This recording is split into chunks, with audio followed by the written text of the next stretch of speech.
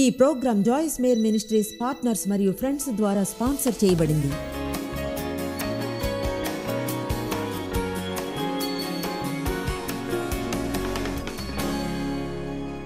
నేను మరణించాల్సిన 10 విషయాలు మీకు చెప్పగలిగితే బాండ్ కేవలం 10. అవి 10,000 కంటే ఎక్కువే అయితే 10 ఎంచుకున్నాను. ముందుగా నేను మరణించాల్సింది అది ముందుగా కావాలని చేసే పాపము.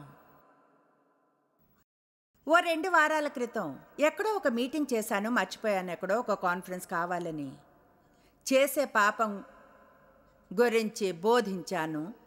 తెలిసిన అవిధేయత మన జీవితాల్లో తెలుసా? మనందరం పాపం చేస్తాం, తప్పులు.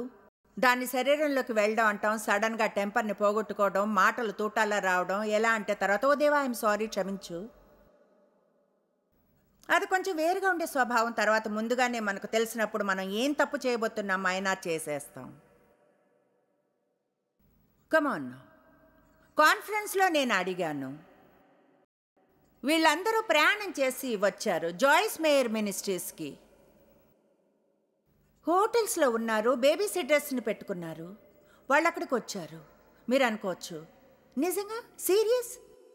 క్రిస్టియన్స్ అని. చాలామంది సహజంగా వచ్చి వెనరు, ఒకవేళ వాళ్ళు డిజర్ట్ క్రిస్టియన్స్ అయితే. నేను ఎక్కువగా తీపి తినడానికి ఇవ్వను కనుక అన్నాను. ఎంతమందికి జీవితాల్లో అవిధేయత ఉందని తెలుసు? దేవుడే నాకు సాక్షిగా, కనీసం చెప్తున్నాను 80% మంది తమ చేతినెత్తారు. ఇప్పుడు మనకేం మిగిలి ఉంది? వాగ్దత్త భూమిలో ఎలా నివసిస్తామనుకోగలం? మన జీవితంలో దేవుని పూర్ణతను ఎలా పొందగలం? మనం కానీ ఇలా అంటే, చూడండి నాకు తెలుసు నేను చేసేది తప్పని అయితే.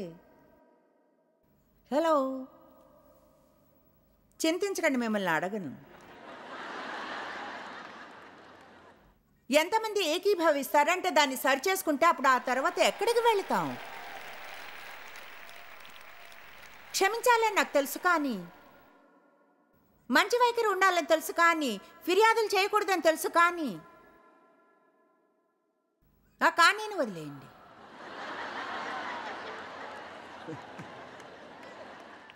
కనుక మీరు చేయవలసిన మొదటి పనిలా ఇంటెన్షనల్గా పాపాన్ని తీసి ఆ బేబీని సిలువ మీద ఉంచాలి. కనుక అది నెంబర్ 1. తర్వాత అది ఇతరులను నిందించడం.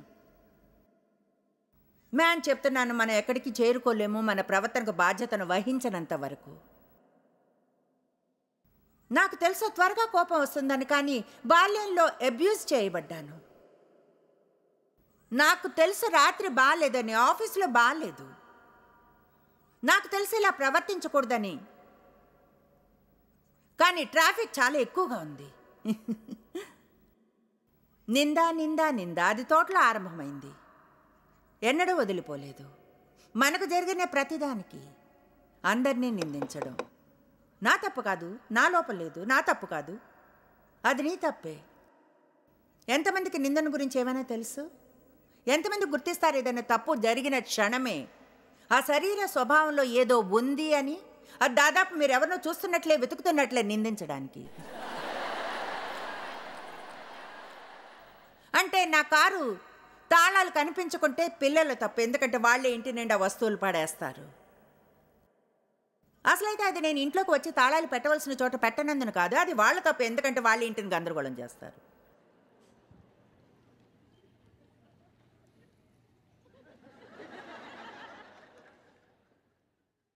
తెలుసా, నా కొంత గతమే నాకున్న కొన్ని సమస్యలకు కారణం. అయితే దేవుడు అన్నాడు, అలా ఉండడానికి దాన్ని ఒక సాకుగా వాడకూడదు.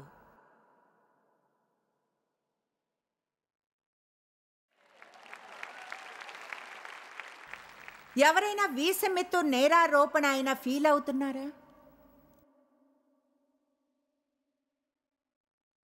నా ప్రవర్తనకు నేను బాధ్యతను తీసుకోవాలి. దేవుని నిందించడం మానాలి నేను సంతోషంగా లేకుంటే.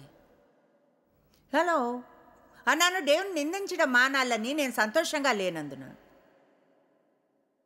చూడు, నువ్వు నాకు అప్పుడప్పుడు ఒక గిఫ్ట్ కొనిస్తే సంతోషంగా ఉంటాను. నువ్వెప్పుడు నాకు పువ్వులు పంపవాలా, కానీ నాకు చేస్తుంటే సంతోషంగా ఉండేదాన్ని. నువ్వు football, baseball, basketball, golf, hockey, tennis చూడకుండా ఉంటే సాకర్, రెస్లింగ్, బాక్సింగ్. అప్పుడు సంతోషంగా ఉంటాను. ఒకవేళ నువ్వు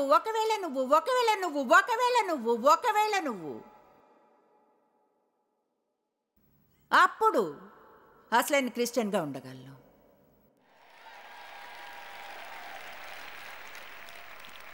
కమాన్.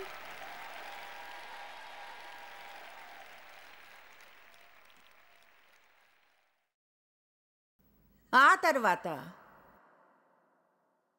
చివరికి నేను సిలువ మీద నిందను ఉంచుతుండగా దేవుడు పట్టుకున్నాడు. సాకులతో ఆరంభించాం.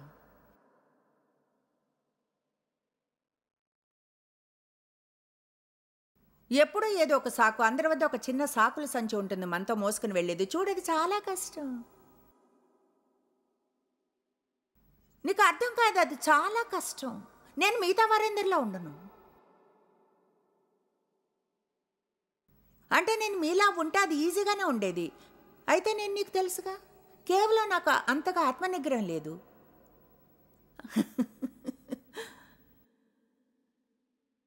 మంచిగా చేయాలనుకుంటాను, కానీ అది చాలా కష్టం. బైబిల్ రోమా 2:1 చెప్తుంది, తీర్పు తీర్చు మనుష్యుడా, నీవెవడైనా సరే నిరుత్తరుడవై ఉన్నావు. దేని విషయంలో ఎదుటివానికి తీర్పు తీర్చుచున్నావు, దాని విషయంలో నీవే నేరస్తుడవని తీర్పు తీర్చుకొంచున్నావు. సాకులు చెప్పడం మానండి. చెప్పాలంటే ఎవరైనా ఫ్రెండ్కి చెప్పండి, నేను పిచ్చి సాకు చెప్పని ప్రతిసారి ఎదుర్కో అని. వాళ్ళు ఎదుర్కొంటే కోపం తెచ్చుకోకండి. నాకిది చాలా కష్టంగా ఉండేది, స్వయం జాలి. Oh my gosh. ఎవరినో లంచ్కి తీసుకుని వెళ్తున్నాను అన్నాను. మనకెందుకు అసలు మనపై మనం ఎందుకు సారీ ఫీల్ అవ్వాలనుకుంటాం? అందులో ఏముంది? పాపం, నేను ఎంతో జాలిగా ఉంది. ఎవరు నన్ను ప్రేమించరు, నా అంత చెడు ఎవరికి జరగలేదు. నువ్వు అనుకున్నది చేస్తావు, నేను శ్రమ పడతాను. మీరు గందరగోళం తప్ప ఏం చేయరు, నేను బానిసలా ఉంటాను. అందరికీ క్లీన్ చేయడం, క్లీన్ చేయడం మీరు గందరగోళం చేస్తారు. గందరగోళం నేను క్లీన్ చేసేదాన్ని, గందరగోళం మీరు. దీంతో ఎంతో విసిగిపోయాను. అర్థమవుతుందా? విసిగి అలసిపోయాను. రెండో రోజు ఎలా అంటే, దేవా నాకు తెలియదు ఎందుకు ఎప్పుడు విసిగి అలసిపోతాను.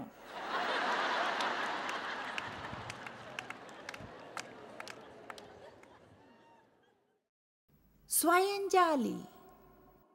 తర్వాత దేవుడు నాతో స్వయం జాలిని గురించి డీల్ చేస్తున్నప్పుడు నిర్ణయించుకున్నాను, సెలవు మీద స్వయం జాలిని ఉంచడానికి బదులుగా వెనక్కి వెళ్ళి అక్కడ ముందే ఉన్న ఈ వేరే కొన్నిటిని తీసివేద్దామని. కనుక ఇలా ఉండాలి, నేను వీటన్నిటిని తీసేసి నాతో తీసుకుని వెళ్తాను. ఎంతమందికి అర్థమైంది? అక్కడ ఉంచితే అర్థం తిరిగి వెనక్కి తీసుకురారని కాదు. కనుక దాన్ని మోస్తుంటాను, నా స్వయం జాలనంతా, నా నిందను, నా సాకులను నాతో పాటు మోసుకెళ్తుంటాను. వెళ్ళిన చోటుకంతా మళ్ళీ. నా జీవితంలో లోపేట అర్థం కాదు. నేను ఎంతగానో విసిగిపోయాను. ఎప్పుడూ విసిగిపోయి ఉంటాను. అప్పుడు దేవుడు నాతో ఇంకొంచెం డీల్ చేస్తాడు, మరింతగా ఆయన డీల్ చేస్తాడు. నేను ఎలా అంటే, ఓకే, ఆల్ రైట్, అర్థమైంది. ఇక సాకులు చెప్పను, ఇకపై నింద వేయను, స్వయం జాలి ఉంచుకోను. మరి నా సంగతి ఏమిటి? ఏమీ మిగలలేదే. ఎవరిని నిందించలేను, ఎలాంటి సాకులు చెప్పలేనే, నాపై నేను జాలి పడలేను. ఇది ఎంతో ఆత్మికంగా అవుతాను అనుకున్నానే.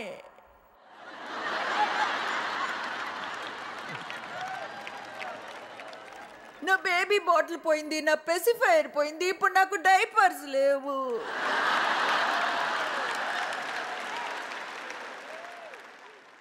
నేను సెయింట్లెట్ స్టేజ్ని వదిలేస్తున్నాను.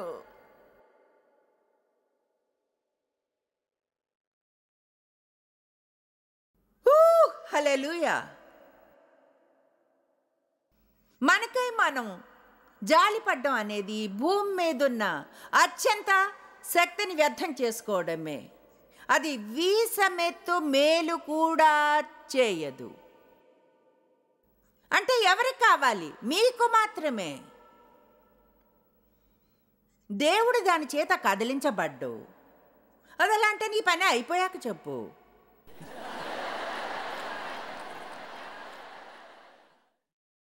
బాత్రూమ్ టాయిలెట్ బాల్ మీద తలపెట్టుకుని క్రింద కూర్చుని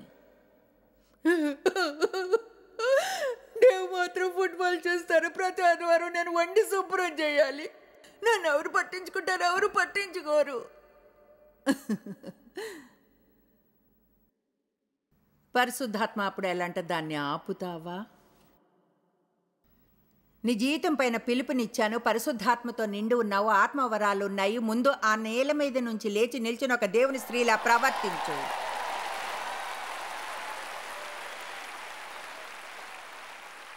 ఆమేన్.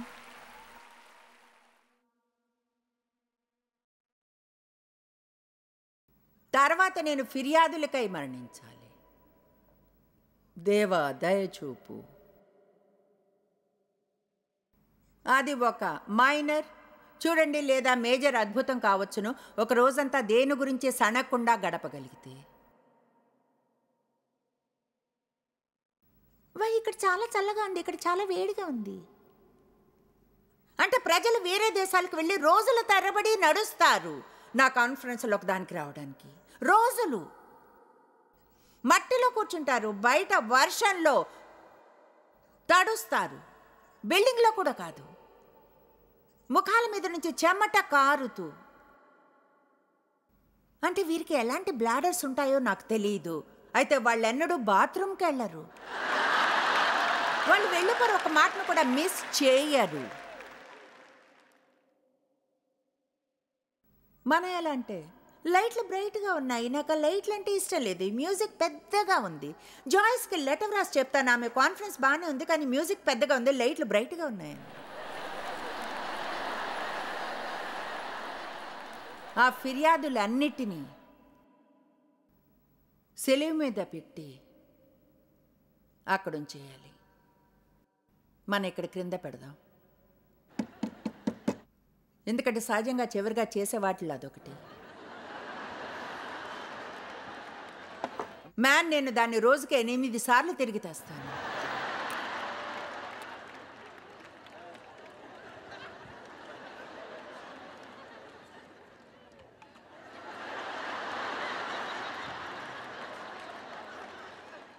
ఇక్కడ ఉండగా దీనిలో కొంత నాతో పాటు తీసుకుని వెళ్ళొచ్చు. ఆశ్చర్యం లేదు, ఎక్కడికి చేరుకోలేమంటే మన సమయం అంతా ఇలా చేస్తూ గడుపుతాం. వెనక్కి వెళ్ళడం, వెనక్కి ముందుకి. అప్పుడు స్వయం చిత్తానికై మరణించాలి. నేను అనుకున్నట్లు జరగాలి, నా విధానాలు. నా దారి లేకుంటే రహదారే, నా దారి లేకుంటే హైవే. నేను నన్ను నా పరిస్థితులను దేవుని హస్తాల్లో ఉంచడం తెలుసుకోవాలి. నేను అనుకున్నది జరగకున్నా సంతోషంగా ఉండడం నేర్చుకోవాలి. నేను నేర్చుకుంటున్నాను. ఇలా అంటే నేర్చుకుంటున్నాను లేదా నేర్చుకున్నాను అని దాని అర్థం తెలుసా? బాధ. హలో, నాకు తెలీదు పౌలు ఇలా అనగలగడానికి ఎలా సాధ్యమైందో. తృప్తిగా ఉండడం ఎలానో తెలుసుకున్నాను. లేమిలో ఉన్నను, కలిమిలో ఉన్నను, అన్ని పరిస్థితుల్లోనూ ఒకేలా ఉంటాను. నేను కోరుకునేది పొందినా లేకున్నా. నాకు తెలీదు అలా చెప్పడానికి పౌలుకి ఎంతకాలం పట్టిందో. నేను చాలా అధ్యయనం చేశాను తెలుసుకోవడానికి. గతంలో పౌలు అన్నప్పుడు ఇంకనూ జీవించేవాడిని నేను కాదు, క్రీస్తే నా యందు జీవించుచున్నాడు, ఈ జీవితం దేవుని కుమారి యందలి విశ్వాసం వల్ల జీవించుచున్నాను. అది పౌలు కన్వర్ట్ అయిన 20 ఏళ్ల తర్వాత. అతడు ఆ మాటను దమస్క ప్రయాణం వెంటనే చెప్పలేదు. ఇలా అనలేదు, తృప్తిగా ఉండడం నేర్చుకున్నాను తిరిగి జన్మించిన 1 వారం తర్వాత కాదు. పౌలు మనం వెళ్ళిన వాటి నుంచే వెళ్ళాడు. అలాగే శరీరం కల ఏ మనిషి అయినా చేసేదే చేశాడు. మీరొక్కరే కాదు కష్టంగా ఉంటే, మీరొక్కరే కాదు ఒకవేళ వదిలివేసి పారిపోవాలనుకునేది. నా ప్రశ్న ఏమిటంటే, మీ పర్సనల్ ఎఫెక్ట్లు ఏముంటాయి అంతా ముగిశాక? అది ఒక పచ్చని ఎన్వలప్లో ఫిట్ అవుతుందా?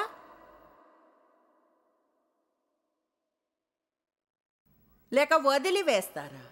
ఆశాజనకంగా వేల కొలది ఆత్మిక పిల్లల జీవితాలను ముట్టుకున్నారా? వాళ్ళు కేవలం మీ వద్ద ఉన్నందున? బహుశా కొన్నిసార్లు ఉండడం చాలా ముఖ్యం చెప్పడం కంటే. చెప్పడం కష్టమని మీరు అనుకుంటే ఉండడం ఇంకా కష్టం. ఏమవుతుంది? మీరు చాలినంత ఉంటే స్వయానికే ఆఫీస్కి వెళ్ళి దేని గురించి ఫిర్యాదు చేయకుండా ఉంటే అందరూ ఫిర్యాదులు చేస్తుంటే ఏమవుతుంది? ఆఫీస్లో ఏదైనా తప్పు జరిగితే నిందలు వేసి సాకులు చెప్పడానికి బదులుగా మీరేలా అంటే ఏమన్నా తెలుసా, అది నా తప్పే, నన్ను క్షమించండి. వావ్, నేను బాధ్యతను తీసుకుంటాను. ఆ మాటలు ఎలా ఉంటాయో తెలుసా? ఓ, అపవాదం ట్రాక్స్ మీద ఆపేస్తాయి. ఓ, నా తప్పే, క్షమించండి. అది నరకానికి పిచ్చి పట్టిస్తుంది. మనం దాంతో ఏం చేయాలంటారు ఎవరైనా బాధ్యతను తీసుకునేవారు?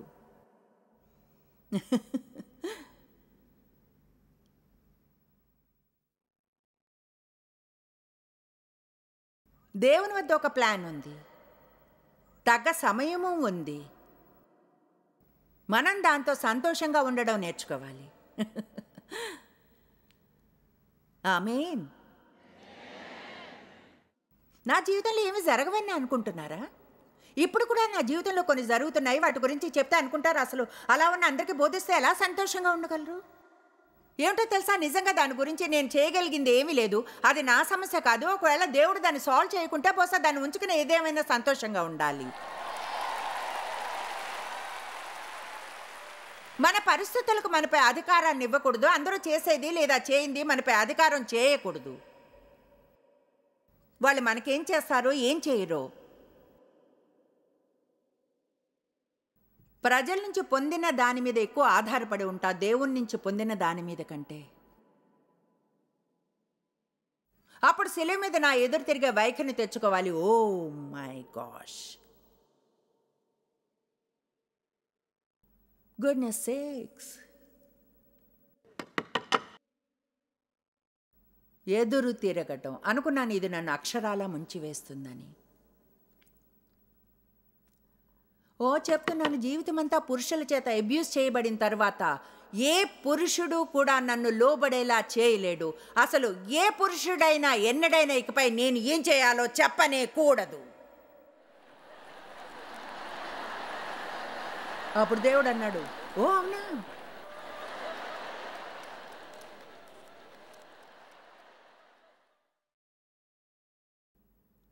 నేను దేవుని రాజ్యంలోకి ప్రమోట్ చేయాలంటే విధేయత గల భార్యగా ఉండడం నేర్చుకోవాలి.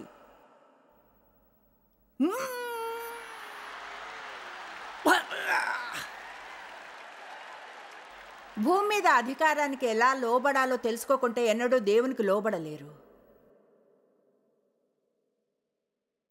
మీరు దానికంటే సంతోషంగా ఉండాలి. అంటే ఆఫీస్లో మీ బాస్ గాని చెప్తే మీరు ఒప్పుకొనిది ఏదైనా చేయమని నోటికి తాళం వేసుకొని చేయండి.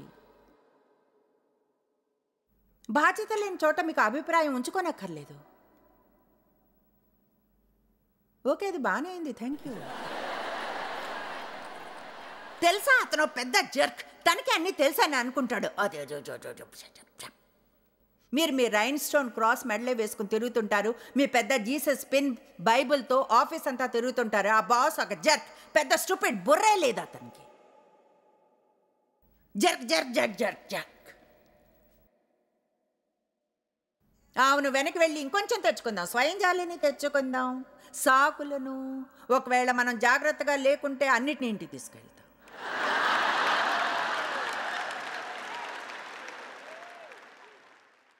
అయితే మిమ్మల్ని అలా చేయనేము.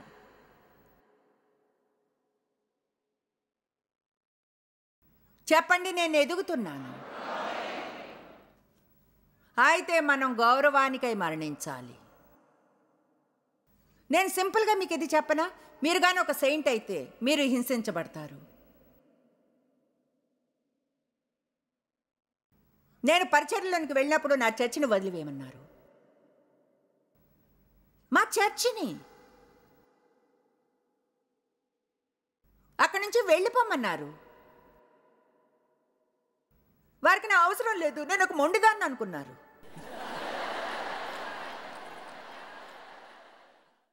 అయితే ఆహా, ఎవరు చివరిగా నవ్వారు?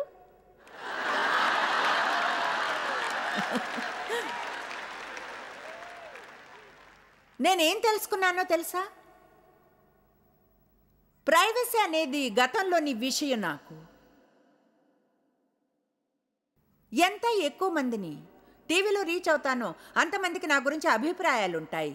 మీకు తెలుసా, ఆశాజనకంగా మీకు నేనంటే ప్రేమ, నమ్మండి నమ్మకపోండి, అందరికీ కాదు. ఎందుకో నాకు తెలియదు. వీలైనంత మంచిగా ఉంటాను, ప్రజలకు హెల్ప్ చేస్తుంటాను. అయితే వారికి నచ్చను కనుక నేను దీన్ని సులువు మీద పెట్టాలి, గౌరవాన్ని. ఓ మై గాష్, ఇది మరింత కష్టంగా అవుతుంది. అన్యాయం.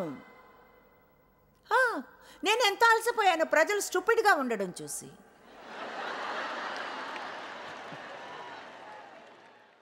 ప్రజలెంత మూగుగా ఉంటారో గమనించారా? అంటే వాళ్ళు చేసే మూగ పనులు, వాళ్ళు చేసే అన్యాయాలు కొన్నిసార్లు ఇలా అరిచేలా చేస్తాయి. ఇది నీకు న్యాయం కాదు. దేవాన్ని ఎందుకు చెయ్యు? చివరికి దీన మనస్కులు భూమిని సొంతం చేసుకుంటారు.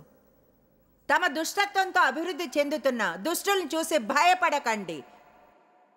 ఎందుకంటే చివరికి యెషయా 61 నాకు ఇష్టం. మీ గత అవమానానికి రెట్టింపు ప్రతిఫలాన్ని ఇస్తాను, జరిగిన అన్యాయానికి రెట్టింపు ప్రతిఫలాన్ని ఇస్తాను. మీరు దాని గురించి చింతించక్కర్లేదు. మంచి వైఖరిని ఉంచుకుని చేయవలసింది చేయండి. గిల్ట్కి చచ్చిపోవాలి, దాన్ని జయించండి, జయించండి అంతే. దేవుని క్షమించమని అడిగితే అప్పుడు దేవుడు ముందే మర్చిపోయిన దేనికైనా గిల్టీగా ఫీల్ అవడం అసాధ్యం.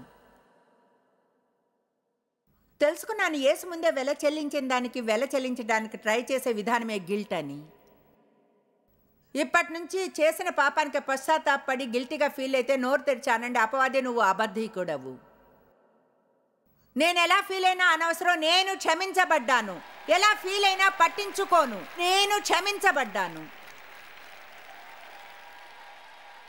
పట్టించుకొని ఎలా ఫీల్ అయినా నేను క్షమించబడ్డాను. గోష్, నా గోళ్ళు మిగులుకుండా పోతే కష్టం, అలా చేయను.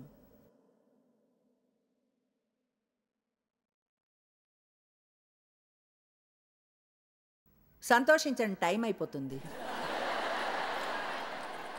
వెల్ మై గాష్, ఇప్పటికీ మనం నోట్ని మూసుకోవడం మీద పనిచేస్తున్నాం కాదా?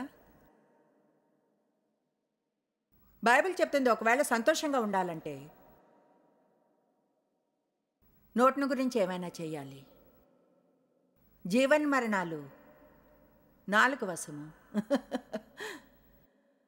అయితే ఈ బేబీని సెలవు మీద దాదాపు 20 సార్లు రోజుకు పెడతాను, తిరిగి వెళ్ళి తెస్తాను. కనుక మీరు నా కోసం ప్రార్థించండి. నేను చెప్పగలిగింది అంతే. ఏమన్నా తెలుసా, నేను ఉండవలసిన చోట లేను, అయితే దేవునికి స్తుతులు, గతంలో ఉన్న చోట లేను. తర్వాత చివరిగా ముఖ్యమైనది,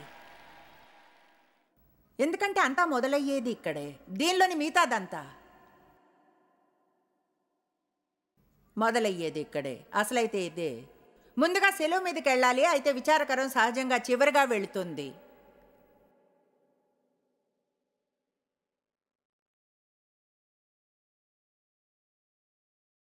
అదైవికమైన ఆలోచనలు. మనసు వెళ్ళిన చోటికే మనిషి వెళ్తాడు. మన సమస్యలన్నీ మనసులోనే ఆరంభమవుతాయి. మీకు అనిపిస్తుంటే విజయానికి బంధకానికి మధ్య సగంలో ఉన్నారని, చివరికంటూ వెళ్ళలేదని, పూర్తి అధ్యయనం చదవడం, చేతికి దొరికిన ప్రతి పుస్తకాన్ని, బైబిలు, మీ మనసు ఆలోచనల శక్తిని గురించి, బైబిల్ చెప్పేదాని గురించి, అప్పుడు అక్కడే ఆరంభించాలి. ఎందుకంటే తప్పుగా ఆలోచించినంతకాలం తప్పుగానే జీవిస్తాం. దేవుని వాక్యం చేత మనసును నూతనీకరించుకోండి, గొప్ప జీవితాన్ని పొందగలరు. కమాన్ ఫోక్స్, ఇది మనం ఎదిగే సమయం. నమ్ముతారా ఎదగగలరని, క్రీస్తు రూపంలోనికి మారగలరని? విజయానికి బంధకానికి మధ్య ఉండకుండా నేను చివరి వరకు దేవునితో వెళతాను. ఎవరైనా ఆమెన్ చెప్తారా? గుర్తించడం చాలా ఉత్సాహం. బంధకం మరియు విజయానికి మధ్యలో సగంలో ఉండే జీవితాన్ని జీవించక్కర్లేదని. అసలైతే చివరి వరకు వెళ్ళి దేవుణ్ణి గౌరవిస్తాం. ఆయనలోని ఆత్మిక పరిణతిని వీలైనంతగా మనం ఆయనలా ఉండాలంటాడు. తెలుసా, మీ జీవితంలో ఏం జరిగినా సరే దేవుడు బాగు చేసే దేవుడు. ఆయన మిమ్మల్ని బాగు చేసి మీ జీవితంలోని ప్రతిదీ మెరుగుపరచాలంటాడు. గతంలో మీకున్న ప్రత్యేకమైన సమస్యలు ఉన్నప్పటికంటే కూడా ఈ విషయంలో మీకు సహాయం చేస్తున్నాం. ఎందుకంటే ఆ బాగుపడే నిరీక్షణ ఉండడం అనేది చాలా ముఖ్యం.